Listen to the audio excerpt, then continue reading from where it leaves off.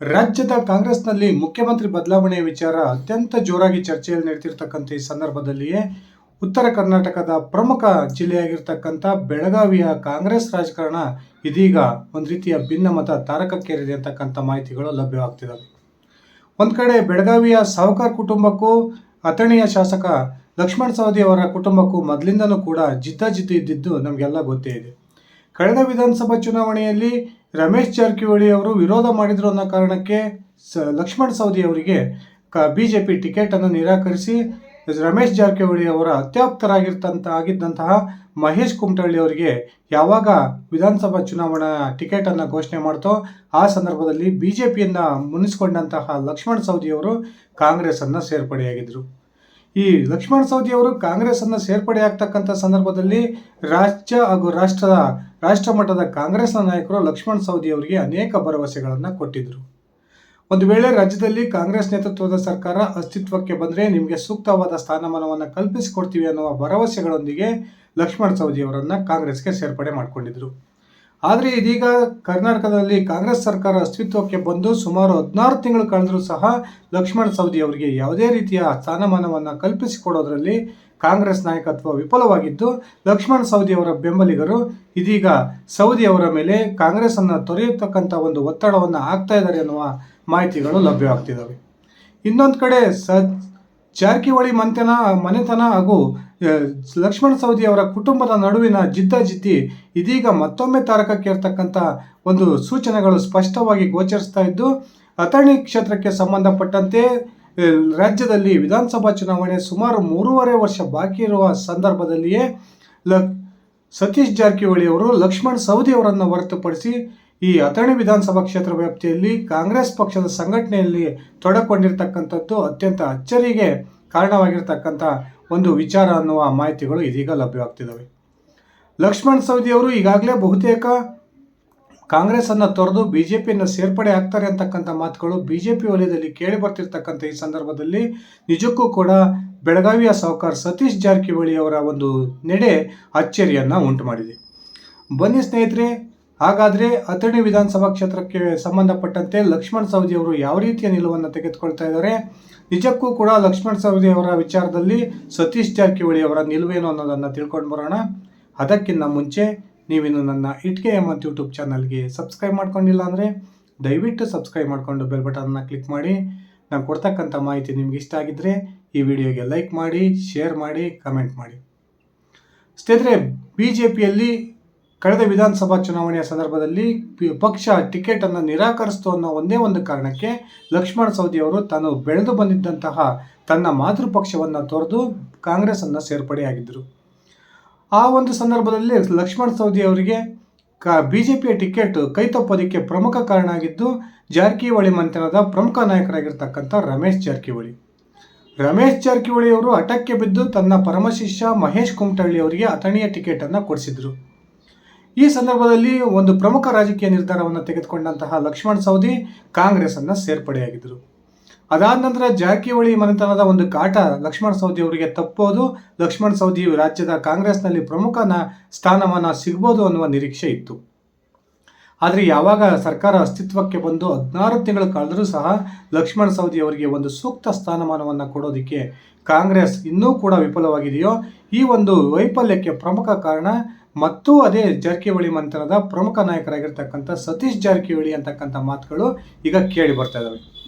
ಇನ್ನೊಂದು ಕಡೆ ಒಂದು ಹೆಜ್ಜೆ ಮುಂದುವರಿರ್ತಕ್ಕಂಥ ಬೆಳಗಾವಿಯ ಸಾಹುಕಾರ ಸತೀಶ್ ಜಾರಕಿಹೊಳಿ ಇದೀಗ ಲಕ್ಷ್ಮಣ ಸವದಿ ಅವರನ್ನು ಹೊರತುಪಡಿಸಿ ಆ ಒಂದು ಅಥಣಿ ವಿಧಾನಸಭಾ ಕ್ಷೇತ್ರ ವ್ಯಾಪ್ತಿಯಲ್ಲಿ ಕಾಂಗ್ರೆಸ್ ಪಕ್ಷದ ಸಂಘಟನೆಗೆ ತೊಡಗಿಕೊಂಡಿರ್ತಕ್ಕಂಥದ್ದು ಒಂದು ರೀತಿಯ ಅಚ್ಚರಿಗೆ ಕಾರಣವಾಗಿದೆ.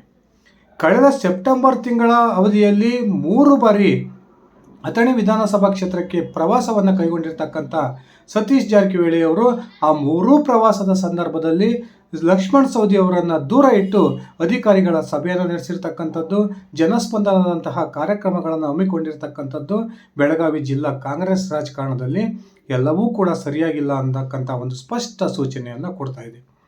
ಒಂದು ಕಡೆ ಲಕ್ಷ್ಮಣ ಸವದಿ ಅವರನ್ನು ಬಹುತೇಕ ಕಾಂಗ್ರೆಸ್ನಿಂದ ಹೊರ ಹಾಕ್ತಕ್ಕಂಥ ಪ್ರಯತ್ನಕ್ಕೆ ಸತೀಶ್ ಜಾರಕಿಹೊಳಿ ಅವರು ಕೈ ಹಾಕಿದ್ದು, ಈ ಲಕ್ಷ್ಮಣ ಸವದಿ ಅವರನ್ನು ಹೊರತುಪಡಿಸಿಯೂ ಕೂಡ ಅಥಣಿ ವಿಧಾನಸಭಾ ಕ್ಷೇತ್ರ ವ್ಯಾಪ್ತಿಯಲ್ಲಿ ಹಳೆಯ ಮೂಲ ಕಾಂಗ್ರೆಸ್ಸಿಗರನ್ನು ಇಟ್ಕೊಂಡು ಪಕ್ಷ ಸಂಘಟನೆಯಲ್ಲಿ ತೊಡಗಿಕೊಂಡಿರ್ತಕ್ಕಂಥದ್ದು ಬಹುತೇಕ ಲಕ್ಷ್ಮಣ ಸವದಿ ಅವರ ಈ ಒಂದು ಸತೀಶ್ ಜಾರಕಿಹೊಳಿ ಅವರು ನಡ್ಕೊಳ್ತಿರ್ತಕ್ಕಂಥ ಈ ಒಂದು ರೀತಿಯನ್ನು ಗಮನಿಸಿದರೆ ಅವರು ಒತ್ತಾಯಪೂರ್ವಕವಾಗಿ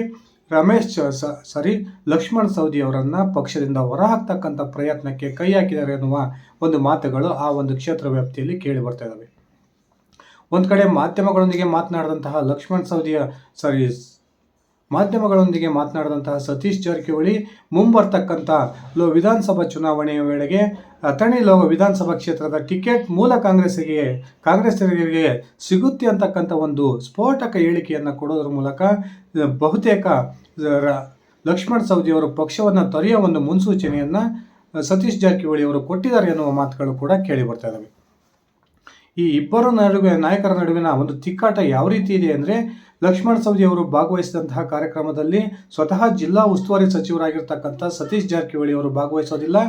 ಒಂದು ವೇಳೆ ಅಥಣಿ ಕ್ಷೇತ್ರ ವ್ಯಾಪ್ತಿಯಲ್ಲಿಯೇ ಪ್ರವಾಸ ಕೈಗೊಂಡಂತಹ ಸತೀಶ್ ಜಾರಕಿಹೊಳಿ ಅವರು ಯಾವುದಾದ್ರೂ ಕಾರ್ಯಕ್ರಮವನ್ನು ಹಮ್ಮಿಕೊಂಡ್ರೆ ಆ ಕಾರ್ಯಕ್ರಮಗಳಿಗೆ ಲಕ್ಷ್ಮಣ ಸವದಿ ಅವರು ಗೈರಾಗೋದ್ರ ಮೂಲಕ ಕಾಂಗ್ರೆಸ್ನ ಒಂದು ಬಣ ಬಡಿದಾಟ ಇದೀಗ ಬೀದಿಗೆ ಬಂದಿದೆ ಅಂತಕ್ಕಂಥ ಮಾತುಗಳು ಕೂಡ ಕೇಳಿ ಬರ್ತಾ ಇದ್ದಾವೆ. ಈಗಾಗಲೇ ಆ ಒಂದು ಅಥಣಿ ವಿಧಾನಸಭಾ ಕ್ಷೇತ್ರ ವ್ಯಾಪ್ತಿಯಲ್ಲಿ ಮೂಲ ಹಾಗೂ ವಲಸಿಗ ಕಾಂಗ್ರೆಸ್ ಅಂತಕ್ಕಂಥ ಎರಡು ಬಣಗಳಾಗಿದ್ದು, ಕಳೆದ ಲೋಕಸಭಾ ಚುನಾವಣೆಯಲ್ಲಿ ಪ್ರಿಯಾಂಕಾ ಜಾರಕಿಹೊಳಿ ಅವರಿಗೆ ಲಕ್ಷ್ಮಣ ಸವದಿ ಅವರು ಅವರ ಪರವಾಗಿ ಕೆಲಸವನ್ನ ಮಾಡಿಲ್ಲ ಅಂತಕ್ಕಂಥ ಆಪಾದನೆಯನ್ನು ಸತೀಶ್ ಜಾರಕಿಹೊಳಿ ಅವರು ಈ ಹಿಂದೆನೆ ಮಾಡಿದ್ದನ್ನು ನಾವು ನೋಡಿದ್ವಿ.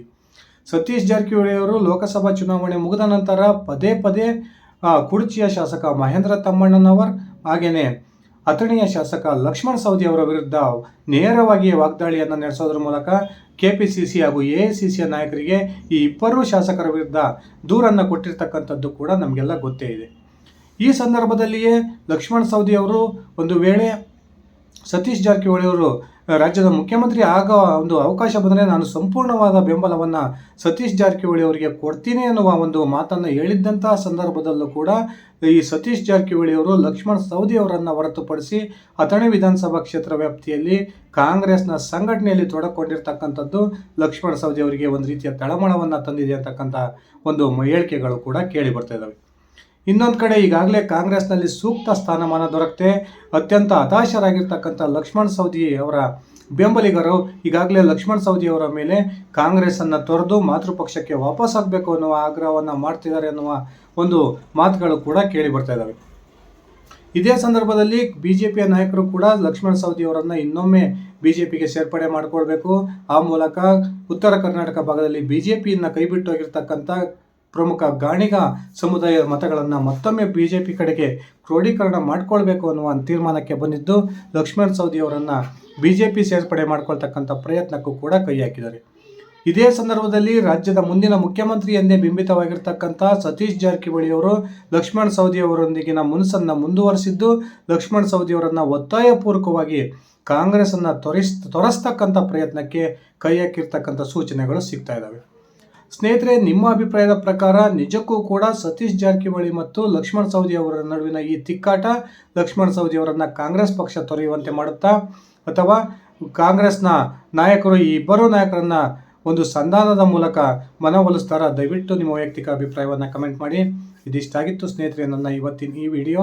ನಾನು ಕೊಟ್ಟಿರ್ತಕ್ಕಂಥ ಮಾಹಿತಿ ನಿಮ್ಗೆ ಇಷ್ಟ ಆಗಿದ್ದರೆ ಈ ವಿಡಿಯೋಗೆ ಲೈಕ್ ಮಾಡಿ, ಶೇರ್ ಮಾಡಿ, ಕಮೆಂಟ್ ಮಾಡಿ.